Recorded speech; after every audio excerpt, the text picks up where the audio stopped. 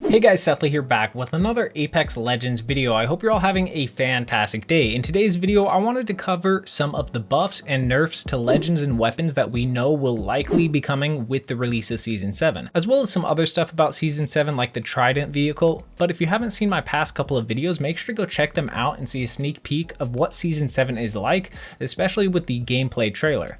Now, before I get into the buffs and nerfs, I just wanted to say none of this is technically officially confirmed by Respawn, and these buffs and nerfs weren't shown off in the trailers that much like I usually expect them to be. However, the good news is that my boy iLoot Games talked to some people who playtested Season 7 and got some information about certain changes we will be getting. I'll make sure to link Loot down below since I got most of this stuff from his Twitter, so shout out to him. But with that out of the way, let's get right into it. So obviously, based on what we know about Season 7, it looks like it's going to be one of the most promising seasons we've had in a very long time, especially with the release of a new map, clubs, and even Apex's first vehicle. Now, my main opinion so far is that the new map is going to be amazing and a great change of pace that will help the game out a lot, especially since we have crossplay now. However, we haven't seen too much about how exactly the meta is going to change, especially with the legend and weapon meta balancing. Besides, of course, the fact that the R99 is going to be removed from airdrops and added back to the ground, which I gotta say is probably one of the best decisions they've made in a very long time, even though it's such a small thing. I felt like the R99 literally barely even existed this season. Thankfully, that's going to change in Season 7, but how are the other weapons going to change? Well, besides the R99, we found out that there's probably going to be a big buff to the L-Star, which I think everyone saw coming since it's currently one of the least useful weapons in the game. Unfortunately, we don't know exactly what will be changing with the L-Star, but just the fact that we know there are going to be some changes made is great news. Now let's get into the important stuff, the legend buffs. We know of a few character buffs, starting out with a fan favorite, Elliot, also known as Mirage. As you guys know, Mirage's entire kit is based around his decoys, and we've had many buffs for him in the past, but it's still really easy to tell the difference between a real Mirage and his decoy.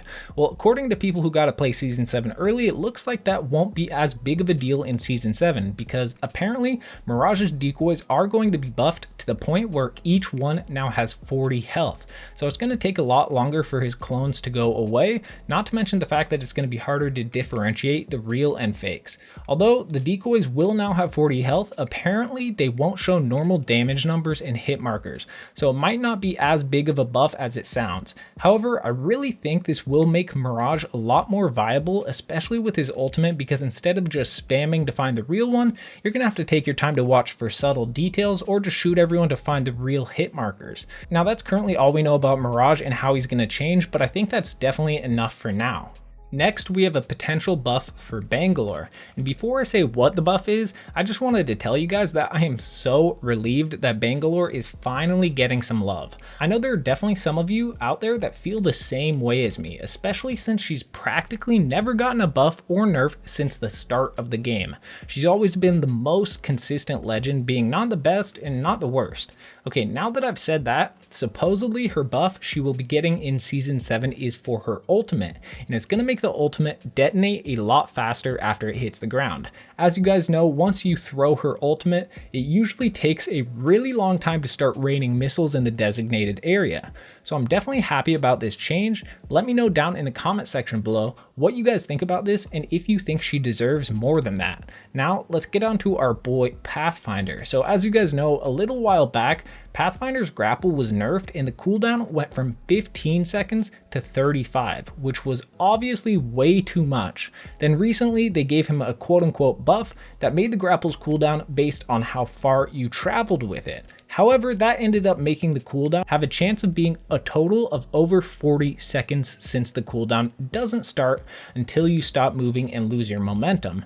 However, in Season 7, it looks like they have made a fix for that issue, and that fix makes his grapple cooldown have a total cap of 30 seconds, meaning that the most a grapple could take to cooldown will be 30 seconds, which is only 5 seconds less than before, but that combined with the varying cooldown times based on distance makes a pretty good system system in my opinion, but I guess we'll just have to wait and see how it actually affects Pathfinder. Now, last but certainly not least, it looks like we should also be getting a buff for one of the weakest legends in the game currently, Loba. So this buff is gonna give her the ability to use her ultimate to gather as much ammo as possible without using the 2 specified slots she has. Now, not only will you be able to grab 2 items, you will also be able to take as much ammo as you need. Now, if you ask me, this isn't a huge change, but I do think it's gonna make a pretty big difference, especially since Loba is supposed to be the loot character. So that's pretty much all of the buffs and nerfs we know about legends and weapons currently, but I'll make sure to be keeping you guys updated on everything else we do find out from the developers. I'm sure there's some stuff that I did miss, so make sure to comment down below if you guys have heard of any other buffs and nerfs like for Lifeline, other weapons and things like that.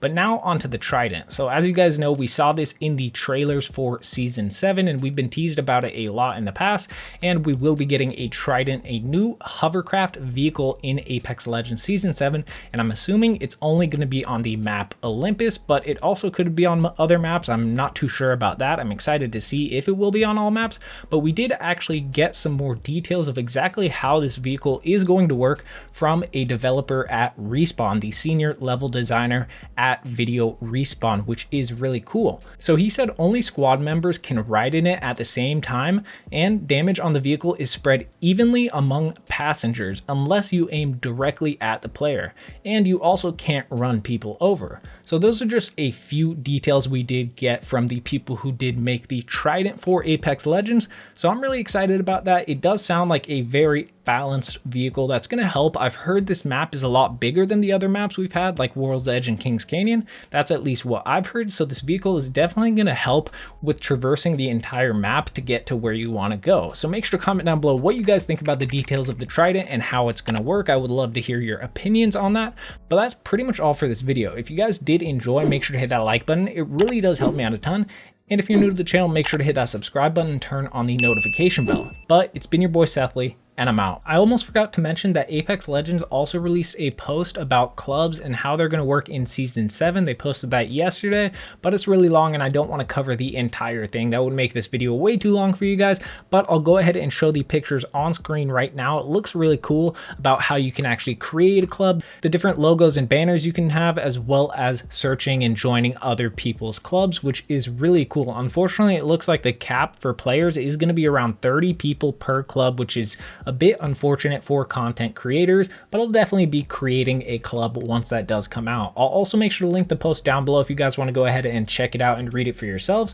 But that's all for this video. Again, it's been your boy Sethly, and I'm out.